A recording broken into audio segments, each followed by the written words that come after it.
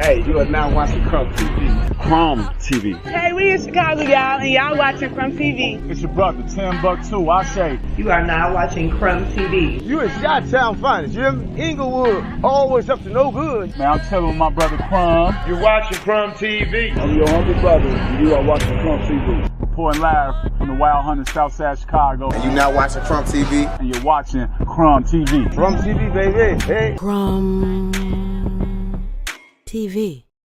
Peace, family. This your boy Young Pharaoh, and you are now watching Crumb TV. This is Danielle LOLJK, and you're now watching Crumb TV. Hey, this is Reggae Boy, and I'm watching Crumb TV. Watching Crumb TV. You are now watching Crumb TV. This is Miss Diva, and you are watching Crumb TV. You're now watching Crumb TV. This is Lady Lee from Las Vegas. You're now watching Crumb TV. I love this shit. I'm watching right now.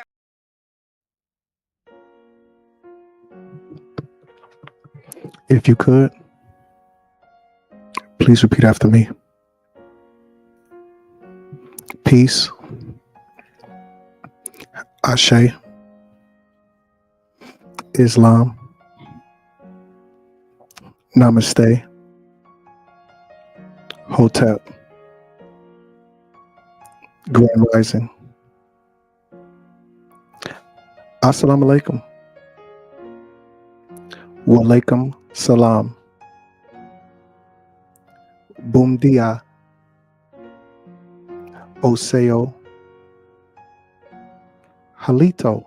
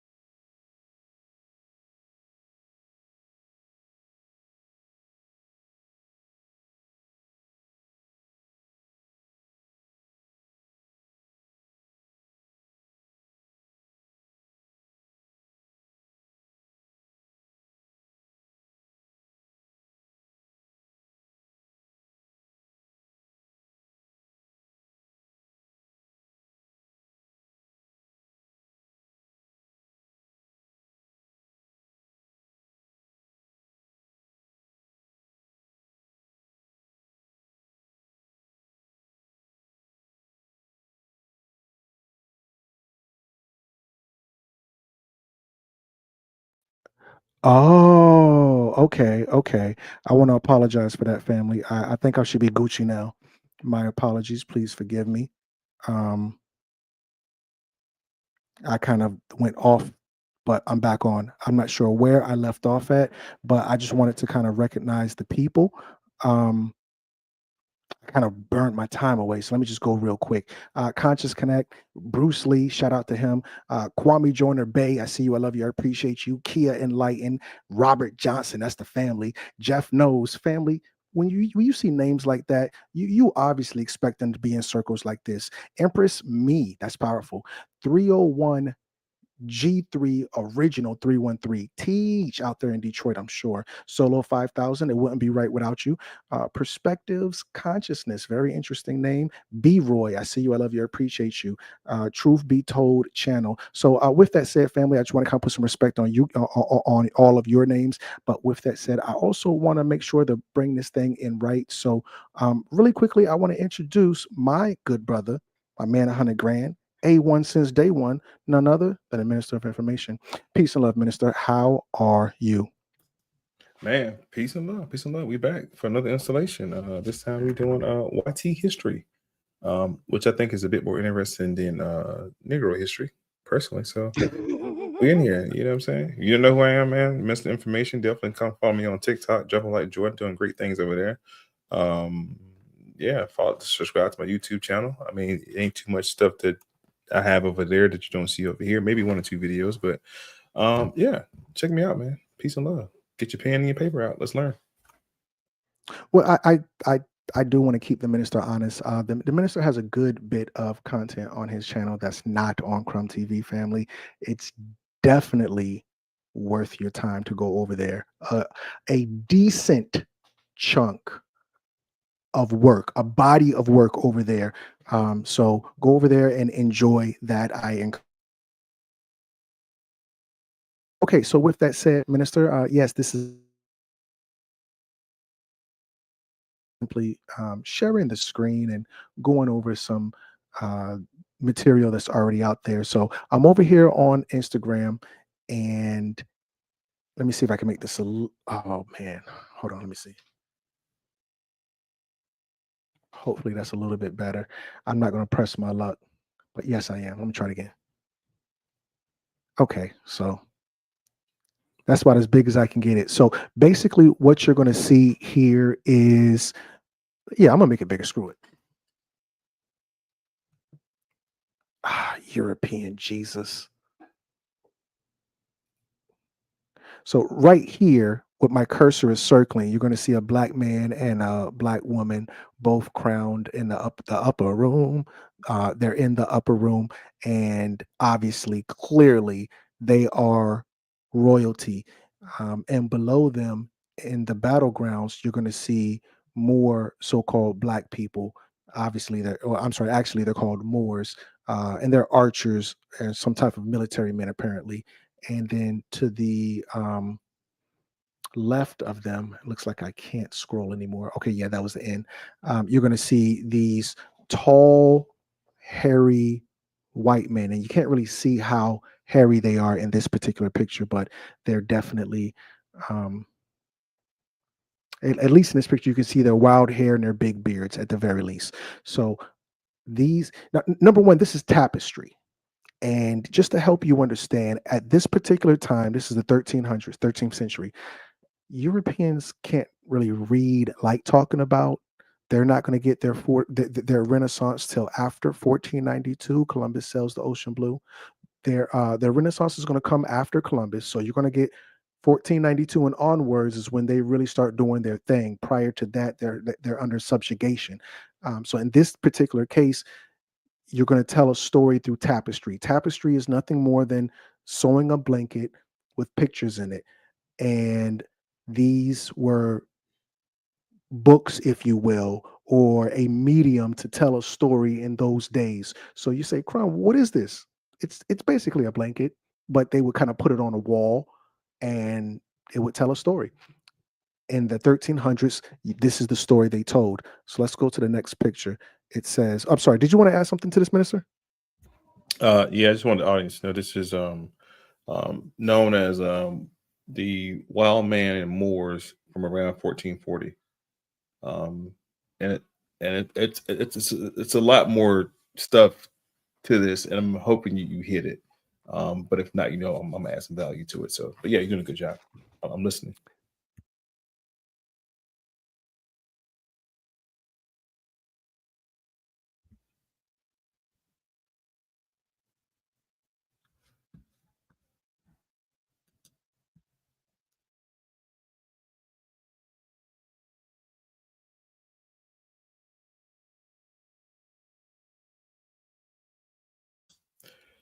Want to do a quick sound check, bro. I'm not sure if he can hear you or not.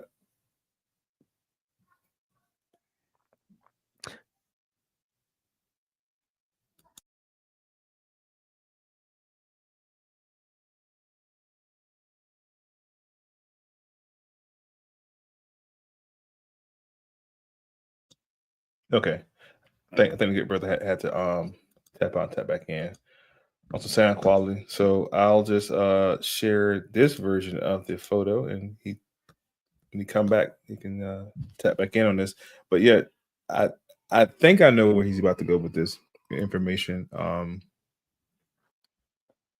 I'm gonna let him explain it. There you go, bro. Got a picture pulled up right here for you. Oh, excellent, excellent. Thank you so much for that.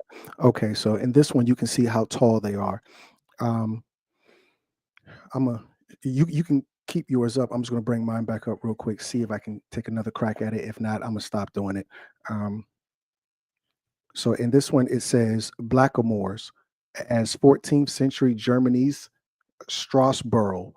This intense 14th century tapestry captures the events of the Germanic migration period when the Gauls, Celts, and Blackamoors of Europe lost the effort in defending their castles, villages, towns, and way of life in Italy, Spain, England, France, and Germany to the Italic, Franco-German, and Slavic peoples who placed them at the time attacked them with rocks and clubs. It's a surprise to see that it was the Moors, notice their headbands, who were portrayed as the first Strasbourg and bore the royal names.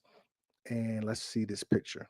And this is the picture that the minister was showing, and it gives some context for the 14th century. And let me go to the next one. So right here, I don't really like. Oh yeah, these were the original. Okay, and let me say this, and the minister can, I'm sure, add value as he sees fit. We were when I tell you European is a misnomer, we are the Europeans, not them, and that's why I kind of try to stay out of the "Are we from here? Are we from there?" Because the deeper you dig, the blacker it get. Pick up a rock, blindfold yourself, spin 3 times, and throw it in any direction. Wherever it lands, the deeper you dig, the blacker it get. Get you a flat earth, get you a globe, I don't care. Spin it 3 times and drop your finger anywhere on the globe or the map or whatever they call it. The deeper you dig, the blacker it gets. So these are the family crests of so-called Europeans. And obviously, as you look at these family crests, they don't look white. They don't look mulatto. They don't look, brown skin. These are very dark people, and that's a coat of arms, which reflects a family or a bloodline genealogy. This says plate 15 of the Wild Men and Moors tapestry, of which part is shown is typical of other 14th and 15th century allegorical pieces woven in South Germany. Oh, you talking about the Moors in Spain, Crumb? I heard about the Moors in Spain. No, we're in Germany right now. The armorials in the lower border are those of Zorn von Bullock or Zorn von somebody, some German thing. My German is off. Which were all powerful Strasbourg families at that time. The and I remember press 000 if you remember when I went in on Arnold Schwarzenegger and everybody went against me. Press 000 if you remember when I went in on Arnold Schwarzenegger and then Europeans got upset with that. Schwarz is German for swarthy. Swarthy is just a synonym for black. Neger, Negger,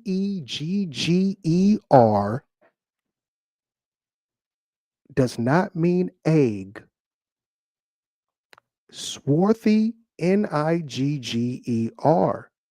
He's Austrian. These are Germanic tribes of East Germany. I'm sorry, East Europe. Minister, I've said a lot. Let me breathe. What say ye? No, I think you hitting the nail right on the head, brother. I did a couple. Let me see if I can pull it up on YouTube right quick, just to show some receipts, because I remember you and I had talked in detail about these happenings, and when I went on like a 3-week rant on Instagram, and I mean Instagram, TikTok, and on my YouTube page, and I got a lot of pushback from our people about European being so-called black, and I got talked about, I got ridiculed, I got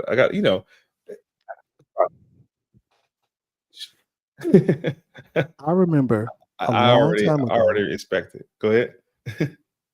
when you were on Facebook. I don't even think we were on YouTube at that time. We were just on Facebook, and you told this European guy, and it was a very respectful exchange. The minister told the European dude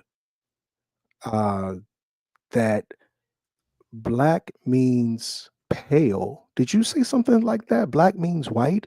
Black means pale or something like that? Yeah. When you just said swarthy was one of the words that they used a little bit later in history. They use words like brunette, also mean the same thing. You already said Niger or nigger, if you want to use that word, because that is the word also.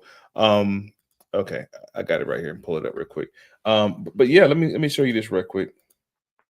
When I went on this rant, man, I got a lot of pushback from our people, and I was surprised that I got so much pushback. So where are they at? Right here. These are not it right here. Videos. Oh, lives. Go to live. Sorry, y'all.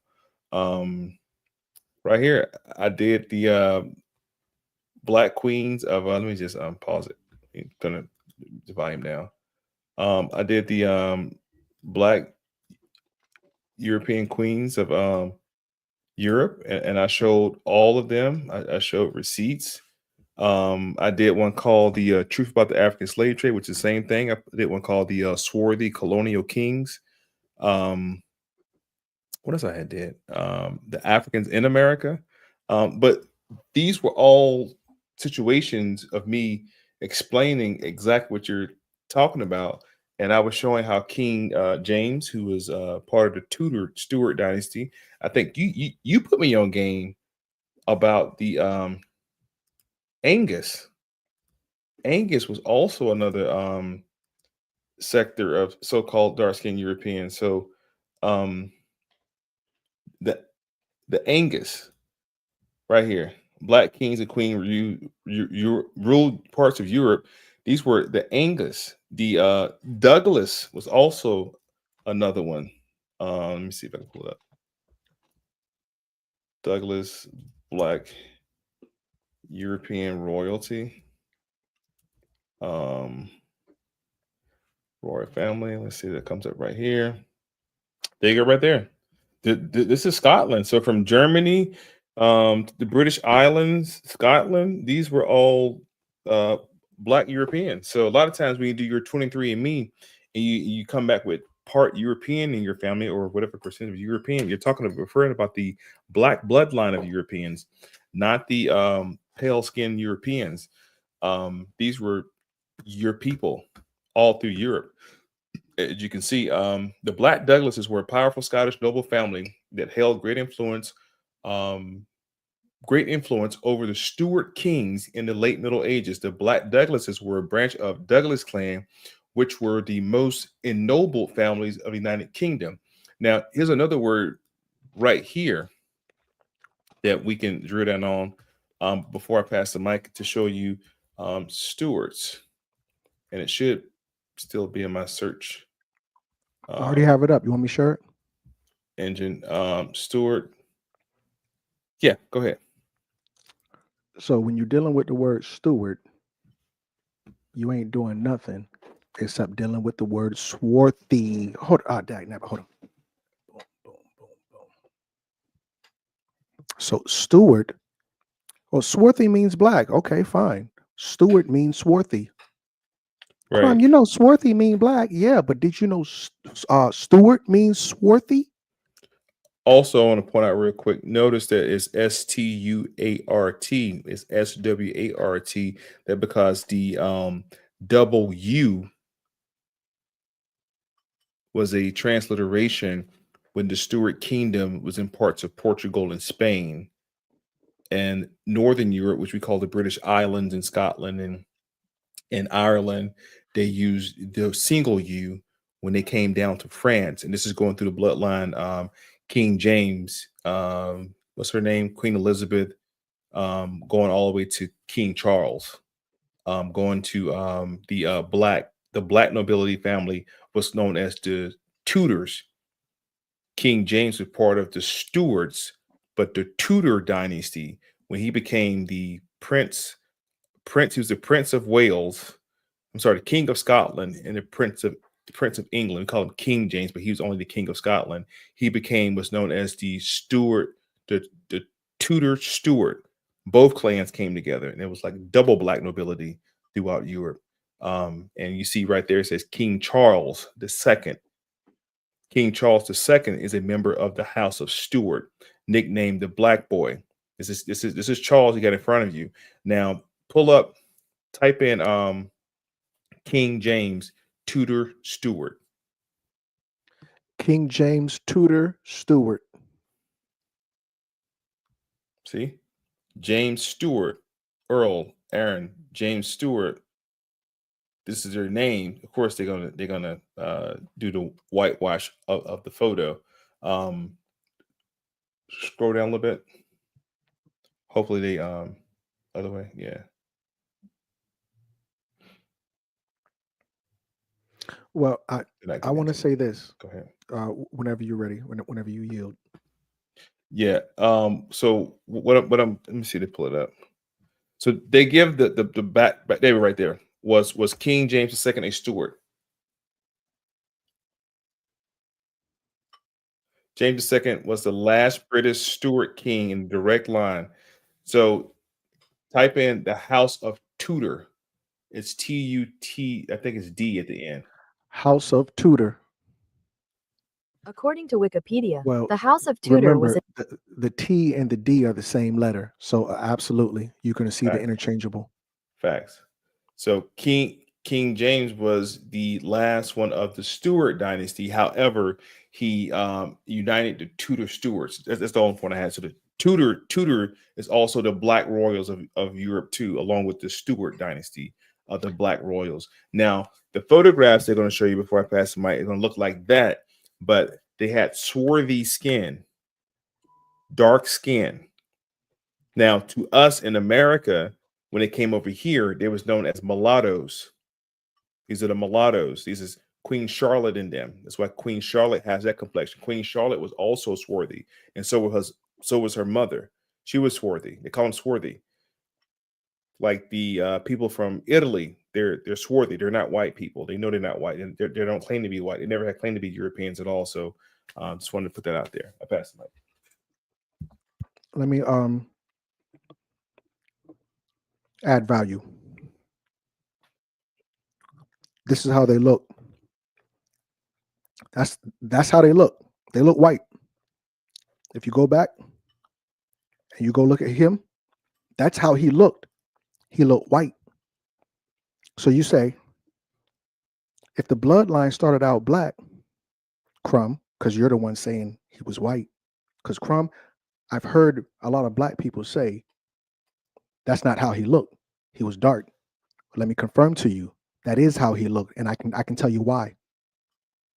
So when we go and look at these wild men, let's start here. Wikipedia, ECRA, we're going to read. After we read a little bit, then I'll break it down, but we're going to have to read. No, y'all don't. I'm not going to say that. Too many of our people don't do this. Anyway, The wild man of the woods, Woodwose or Woodwose, is a mythical figure and motif that appears in the art and literature of medieval Europe, comparable to the satyr or faun type in classical mythology and the Sylvanus, the Roman god of the woodlands. The defining characteristics of the figure is its wildness, quote unquote. From the 12th century, it was consistently depicted as being covered with hair. Images of wild men appeared in the carved and painted roof bosses where intersecting old vaults meet in Canterbury cathedrals, in positions where one is also likely to encounter the something green man. The image of the wild man survives, and he was green because of the moss was growing on his hair. The images of the wild man survive to appear as supporter of heraldic coat of arms, especially in Germany. Why in Germany, family? Well, here, let me help you out, family. What's the root word of Germany? I'm gonna break it all down in just a second. What's the root word of Germany? You're gonna tell me that first. And while I'm reading, you please tell me what the root word is. And this goes well into the 16th century. Renaissance engravers in Germany and Italy were particularly fond of the wild men, wild women, and wild families, with examples of this and that, among others. Terminology, we're not going into all of that. Actually, I think that's good enough. So now, when you're dealing with the wild man, when you're dealing with the European, these Europeans that you're seeing, oh, I thought I was sharing screen. European Jesus. I didn't realize I wasn't. So anyway, when you're dealing with the European that looks like King James, they have red hair. I need you guys to follow me. They have red hair. He got red hair. These other ones got red hair. They're pale and they have red hair. And you're going to see this with a lot of these Woodwose and these giants and these, whatever the case may be. Why is this important? Because when you're dealing with Switzerland, I'm sorry, excuse me, when you're dealing with Scotland, because all of these people are coming out of Scotland and Ireland.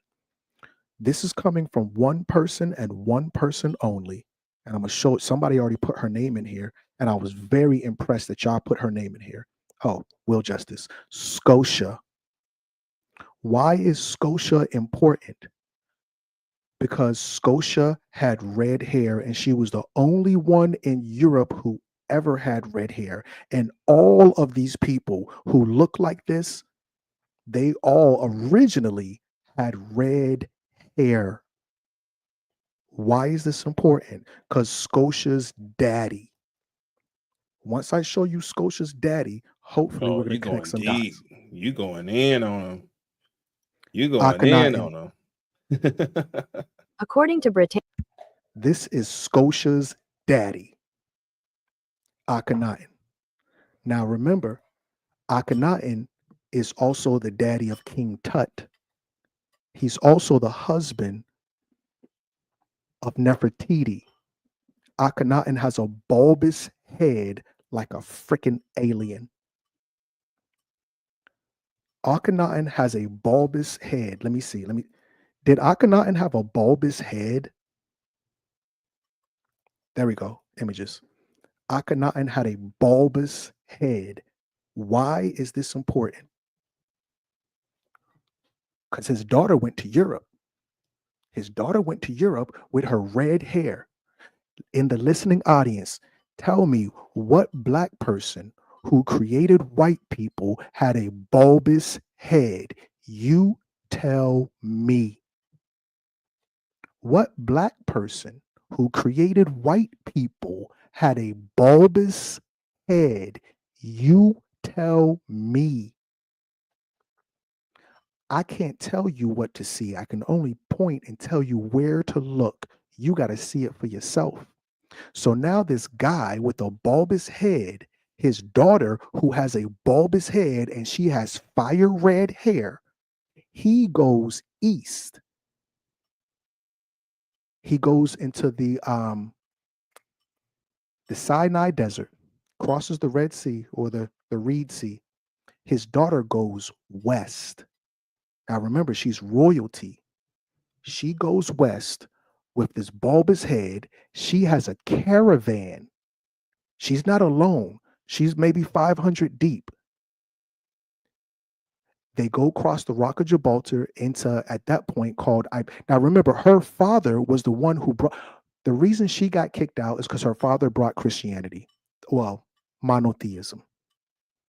Her father brings monotheism. They get mad at him. They kick him out. She got to go too. She leaves with her new, with her daddy's belief system of monotheism, which is basically Christianity. They go across Iberia. She goes into Iberia on the west coast, and she establishes a city called the Port of Gaul, which is now known as Portugal. She goes up all the way to what we now know. This is according to J.A. Rogers. Crumb, you got a hell of imagination. Nope, J.A. Rogers. In a book, Nature Knows No Color Line. Y'all better stop playing with me. I love that book. I bought it and I lost it. Or maybe somebody stole it, but I'll give them the benefit of the doubt. Anyway, so yeah, she goes over there and everybody's black at this point. And based off her doings, people start turning white. But how do we know it's her doings? Because these people that are magically turning white, it seems like they all got red hair when they first turned white. Why all y'all got this red hair? Where's this red hair coming from? Where's this white skin coming from? This bulbous head family, because Yaqub was not alone. This bulbous head family was passing this gene and they were messing with people's DNA. Family, Crumb, I thought you was talking about the Woodwose. I am. Go back to the original story of Yaqub. Yaqub went to the island of Patmos and he created them. He's unalived. Well, yeah, he unalive. They go to Egypt or wherever in Saudi Arabia, whatever the case may be, and the Saudi Arabians lead them up into the caves. Oh, Crumb, that's the end of the story. No, that's not the end of the story. Oh, they crossed the burning sands. There's more after that. This guy who y'all call Moses goes in there and he reforms them. Hey guys, stop eating meat, stop sleeping with dogs. What else does he do? Walk up straight. The whole 10 Commandments thing is jive. So and because they're so savage, at night after Moses is done teaching them and during the day, he has to sleep inside of what, minister, so they don't kill him and eat him. Sleep in a ring of fire to keep Come on. to keep him away. The Honorable Elijah Muhammad said, if you looked in the cave and you saw 6 beasts, no, he said 6 dogs. No, what he said? 6 creatures. One of them would be a dog. If you look in there and you saw 8 creatures, one of them would be a dog. He was comparing the shaggy. I'm not talking about the dogs we have in the pit bulls shit. The shaggy German dogs that look like goats, right? Compared to how these people used to look. Hairy beings, right? Cave dwellers, troglodytes is what they called them. So yeah, this is it.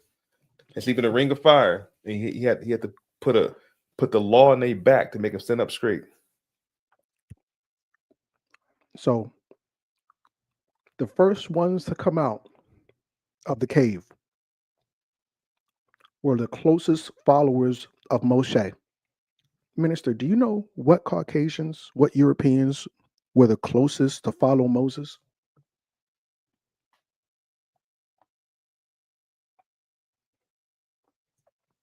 Which one of the Europeans love Moses the most? Oh, the Juices? The Juices. They were the first ones to come out of the cave, and they stuck close to Moses. Y'all might know, y'all know them, but who were the last to come out of the cave? According to Malachi Z. York, the Juices came out first. They were the closest followers of Moshe, and they were the ones who unalived Moshe. And they still follow his teachings to this day. To this day. The last ones to come out of those caves, Captain, were the Woodwose. The Woodwose were the last ones to come out of the caves. They were the furthest removed from the Reformation. And oh, Crumb, they've been around for 6,000 years. Only the Juicies. The Juicies came out first.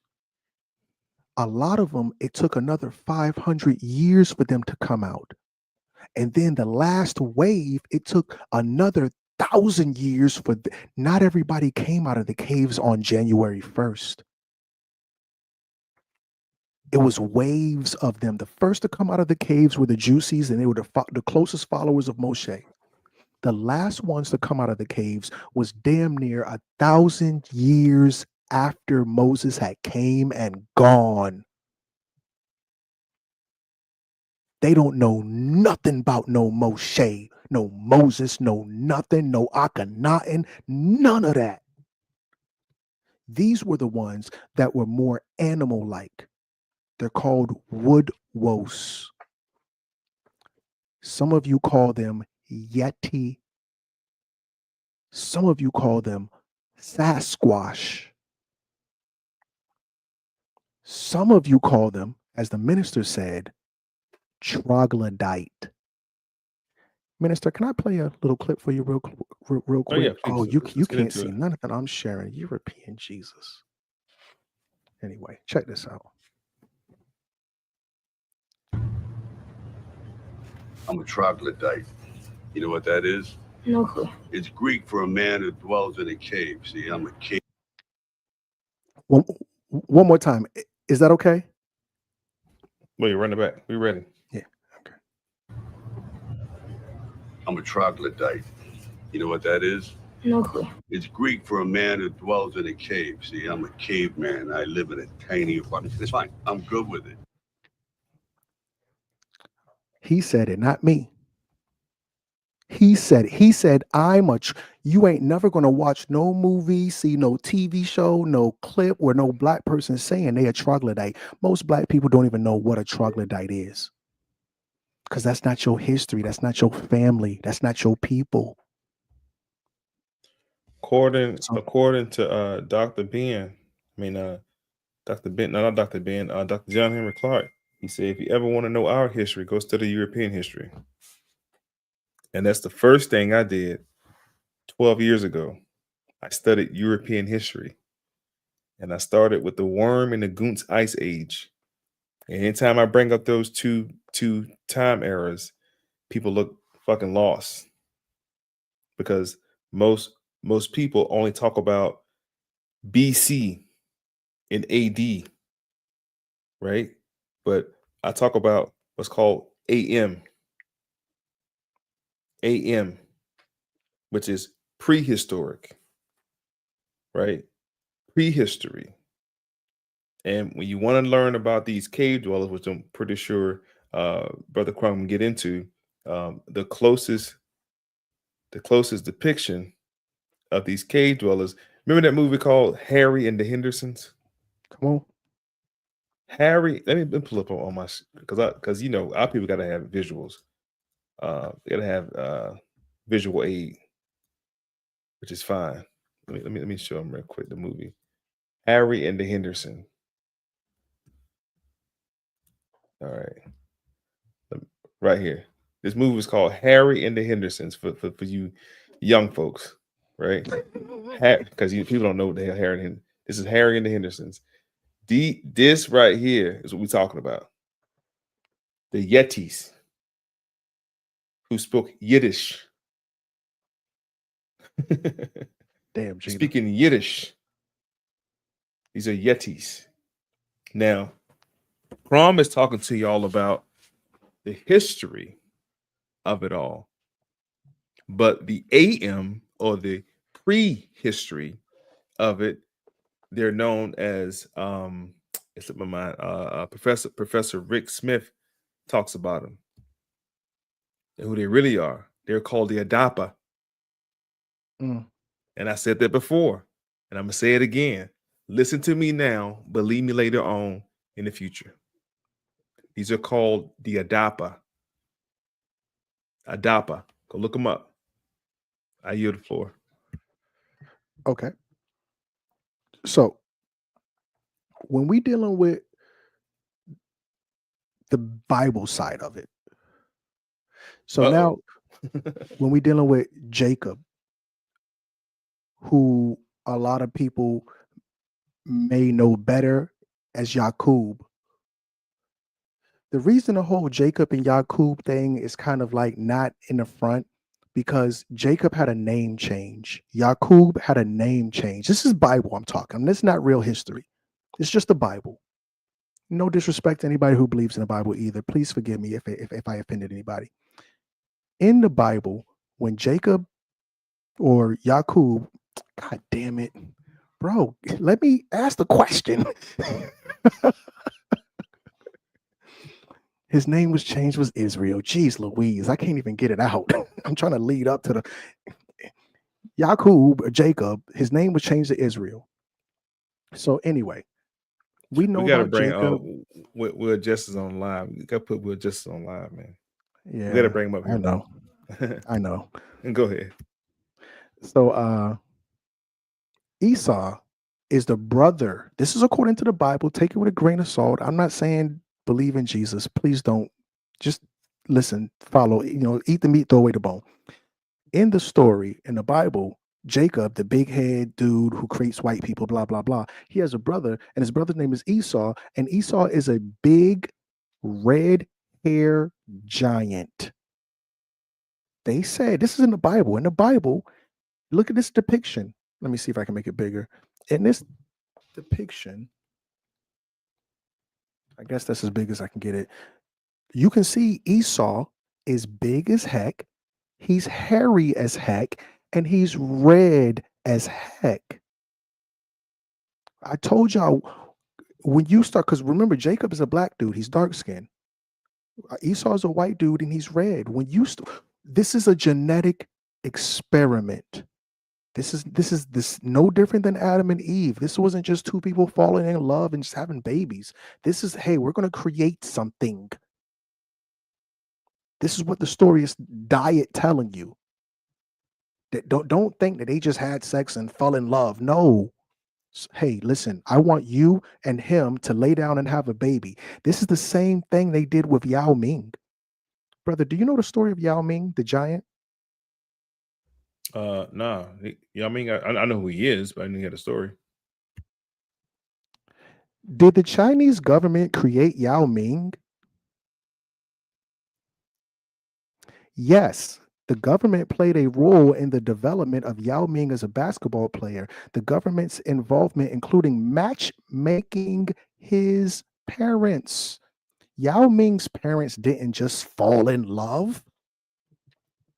The government picked two people and said, we want you, based off your genetic material and phenotype, genotype, blah, blah, blah, to have a baby.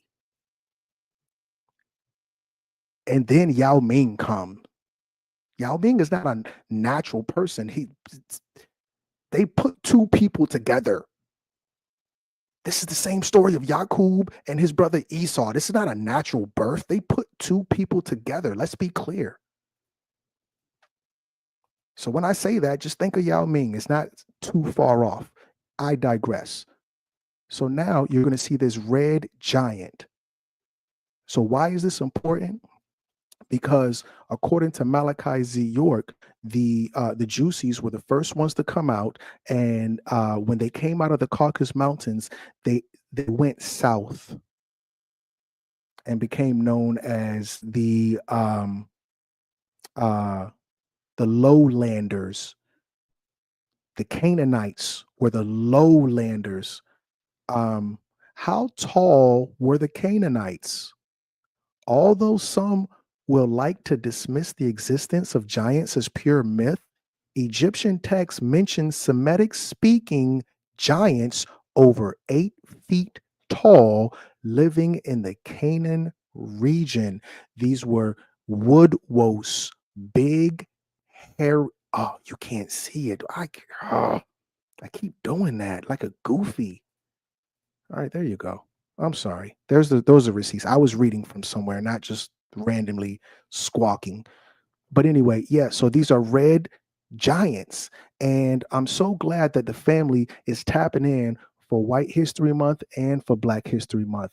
If you go and look at the story of the Kandahar, Minister, have you heard the story of the Kandahar? No, I was just looking at that. I never heard of that.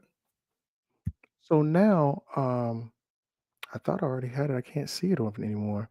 I'll just use this one. It doesn't matter, obviously. The Kandahar. Kandahar is a 2023 movie directed by refresh. The Kandahar Giants. So the Kandahar Giants were, it says Kandahar Giants are a group of giants that are said to have been conquered by the U.S. military personnel in the remote mountains of Kandahar, Afghanistan. The story is considered an urban legend and the government has denied any official accounts of it.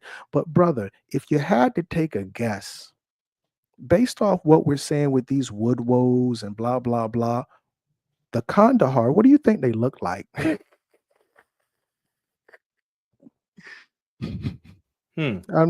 Forgive me for being facetious. These are red hair giants. And it's just so crazy that they say red hair. Where does this red hair gene come from? It's the Yaqub gene. The Kandahar red hair, all these giants with red hair, Esau, Sasquatch, the Woodwose. Let me see if I can just type in Wood. Let's keep it biblical.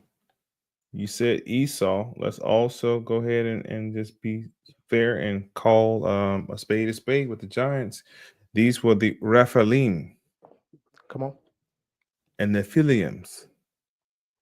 This is Goliath, them bloodline also. But mostly the Rephaim. Their god was named Rapha, or Jehovah Rapha was their deity of the, they call them Gibors, mighty men of renown. And that bloodline survived by way of Noah or Noah to his son, the one that built the Tower of Babel. Nimrod was one of these also. So this seed of Jacob, okay, or the seed of Abraham, because remember, we're talking about Esau. Esau was the grandson of Abraham. He was the son of Isaac. He was the nephew of Ishmael. That seed bloodline survived all the way back from Noah through Methuselah. This is the same bloodline of those entities. I just wanted to add that biblically. Go ahead. Now, remember, a lot of people say this genetic program was done by aliens. Family, never forget, when we talk about tall, hairy white people, your ass better think Palladians. Your ass better think Palladians. Well, who created them? The tall whites? Family, when I say tall white, I don't want you to think anything other than these daggone Palladians. The Palladians are the tall whites. They're called tall whites. This is in the Nordic area. These genetic programs are going on all across the land, because when I tell you about these, and I'm gonna skip past the tall whites real quick, please forgive me. When I tell you about these giants, okay, here it is. I want to show you this. Stop, share. This Tamahu thing. What is it called? I'm sorry, I'm trying to find it. Red-haired European Jesus. I don't like where this happens. Okay, I'm just gonna share it on the one I'm already on. Copy. No, oh, here it is. This I'll just copy this and show it to you. Where are you at? Oh, I'm not sharing nothing. Fucking goofy. Am I even? Okay, I'm still here. All right, let me share. Go here. Boom. All right, check this out, Minister. I think you can see it too. I'm happy. All right. Oh no, it's too small. Yeah, so maybe just blow it up a little bit. When I say Tamahu, I hope you remember. Not only was the genetic experiments going on across the pond, the genetic experiments were going on over here too. There's a city called Tamahu in the Yucatan, and that's not even called the Yucatan. That's the Yucatan. AI says the red-haired giants are a legendary race of tall, red-haired people. These are Woodwose that appear in the oral traditions of several Great Basin tribes. The northern Palutes and Shoshone are among the tribes that have stories about these giants. This is what they say. Why do they say back then there were giants, and they say the giants had red hair? And then when you go look at the Woodwose, let me stop sharing screen and well actually I'll just type in Woodwose. Red hair, tall whites in daggone Europe. You can't make this up. I'm like, okay. Because that red hair is a telltale sign from one person and one person only, Scotia, the daughter of Akhenaten. Happy Black History Month.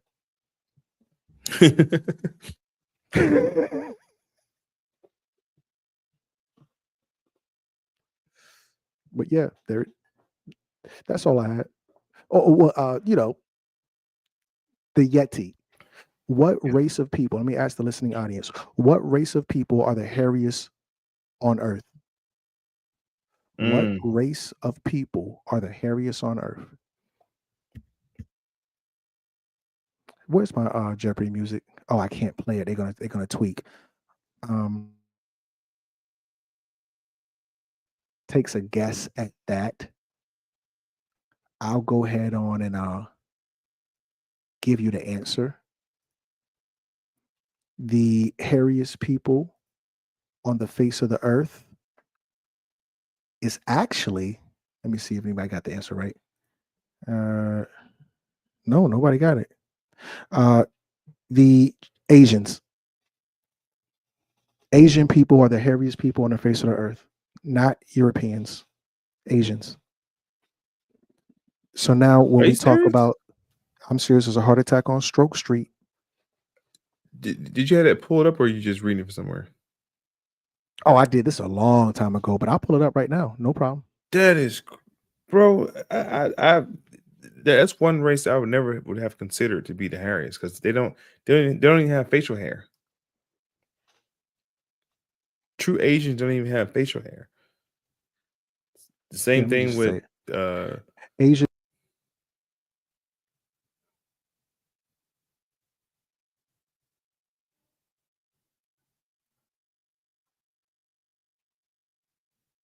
That is nuts. Check. Sorry, I ripped out my. You good? Accident. Asians are the hairiest people on the face of the earth. Why are Asians people bodies more hairier as compared to other races? What ethnicity? Yes, Caucasians are the hairiest ethnic group. Caucasian. Nope, that's not true. Do Asian people have the straighter hair? Do Asians have less pubic hair? What race have a lot of hair? Sub-Saharan. That's not true. Hairiest person in the world. Images. The hairiest person in the world and the hairiest people in the world are Asians. That's crazy. Hairiest person in the world, Asian. Let me see if I can find his name because he's in the Guinness Book of World Records and he's alive right now. This dude. He's in the Guinness Book of World Records and he's alive right now. He's the hairiest person in the world. Yeah, he looked like a Yeti. They're Yetis. They're Yetis. Damn. Yeah, you can look that up. And he's alive right now. I think I already said that. Please forgive me. So yeah, with that said, I think we kind of went into Woodwose. Of course, there's a lot more. And I'll say this really quickly: the Moors had to battle them. Moses could not civilize them. He didn't go that deep into the caves. They eventually came out of the caves. The Moors, and remember, whatever came out of the cave was a part of a breeding program. There were some of them that Yaqub created who were walking upright. They could still talk. Not all of them lost their right mind in the cave. A lot of them were in the caves. No, not a lot. Some of them were in the caves and they were smart and they tried to breed themselves back into black people. When the troglodytes were in the cave, they were trying to reverse what Yaqub did. Listen to me now, believe me later, or maybe comprehend me later. In the caves, they were trying to reverse what Yaqub did. And instead of going back to black, that's how the troglodyte was created. That is how the troglodyte. Crum, why you keep saying troglodyte? The troglodyte is the end result of what the European was trying to do to reverse what Yaqub had done. So this is the Woodwose. White History Month, Black History Month, race war, religion, history, I don't care. They're everywhere. East Coast, West Coast, continents. They're called, and this goes into the word Tamahu. The word Tamahu means created people. Crown, why you keep saying Tamahu? Tamahu means created person. Let me Tamahu.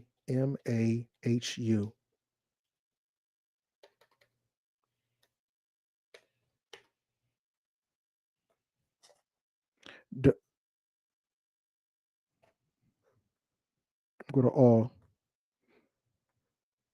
The story of the origins, and when you're dealing with the word Tamahu and created people, that word is going to be brought to you by the dude who translated the Rosetta Stone. What was the name of the dude who translated the Rosetta Stone? Jean-Francois Champollion. It was Champollion who brought you the word Tamahu. Not me, not morescience.com. Jean-Francois Champollion, the dude who translated the Rosetta Stone, is the one who brought you the word Tamahu, or a created people. Minister, give me your final thoughts, please, and let's close this thing out. Well, it's a lot more that we definitely could have dove into. My take on the whole thing, I wanted to get into the primordial side of things, dealing with the cave, like the rear cave dwellers. We're talking about the Homo sapiens, the Paleolithic of these entities. But all in all, the transgression and the mutation of so-called white people for White History Month. The thing we could have talked about also is all of those who know your blood type. Hopefully, you know your blood type. I'm O positive. The O positive, A positive. What's the other one? B positive, AB positive, negative. That negative and positive designation besides your blood type represents what's called RH. The RH stands for the rhesus factor. Crumb was saying troglodyte nigger, but those troglodyte niggers are called rhesus monkeys. And that rhesus factor, they test for it. It was called an antigen on your blood, whether you're positive or negative. And a positive antigen gives you the positive blood type of your relation to what's called the rhesus factor, or the rhesus monkey, or the rhesus gene, which is the troglodyte nigger. So that's in your bloodline for all you positive blood type folks. Negative blood type folks, you don't test positive for the antigen for the rhesus factor. So just know that it's all in the blood. The experimentations of these entities was all in the bloodline. I yield the floor. I just want people to understand that rhesus and RH factor, that rhesus monkey is the same as a troglodyte nigger. They're testing to see if you were kin to that, which then give rise to what's his name? Darwin's theory. If you look at Darwin's theory of it's a state of theory, never been proven. Darwin's theory of evolution, you see that chart, those are not monkeys. Those are not upright walking monkeys. Those are that on the screen right there. You see walking up. It comes from the ape-looking creature which are the Adapa. The Adapa were the being that were created by Inke and Ea to do the harvesting and the mining. And the way they communicated with the Adapa when it was time to procreate or have sex was through a thing called Ankil. And Ankil was what you call an Ankh with a coil in the middle, which is a microphone. That's what the Ankh is. The Ankh is a microphone, a communication device. Negroes think it's a fallopian tube. It represents the womb of the black woman and all that kind of crazy shit. When the Ankh didn't even come around to about the 13th, 12th dynasty. There were no Ankh in the earlier pre-dynastic period. It's all fable, hogwash. One day you're going to listen to me. One day you're going to research the Adapa. And the Adapa is going to take you back to these caveman-looking creatures who dwelled in the caves and why they went into the caves. And you think cave in the mountainside, but these caves were actually hidden behind waterfalls. That's where they hid at the time of the flood. That's how you notice in the Bible that the creator was destroying the earth by flood to get rid of everything because men had got so wicked and these giants had procreated with women and was giving birth to Gabors. You don't never ask yourself, if God destroyed the earth with the flood and killed everybody, how did the giants reappear back?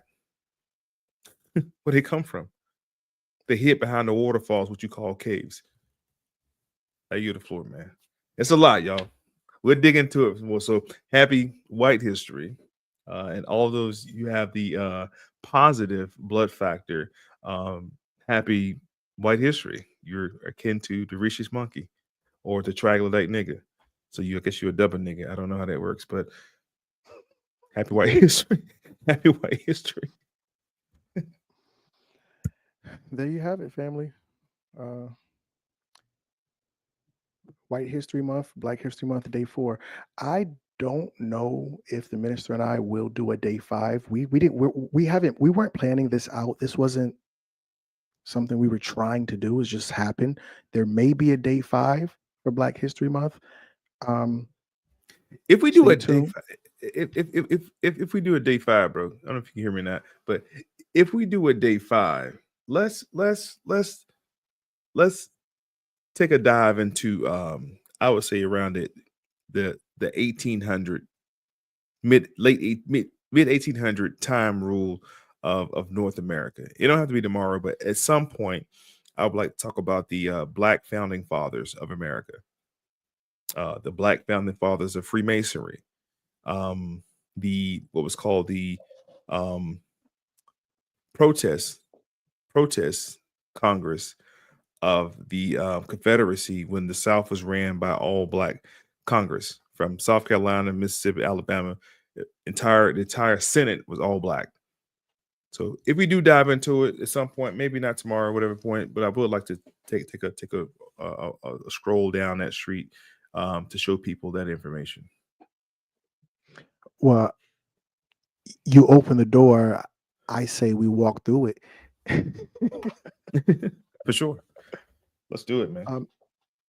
Well, I want to thank you again, Minister. I want to thank the listening audience for tapping in.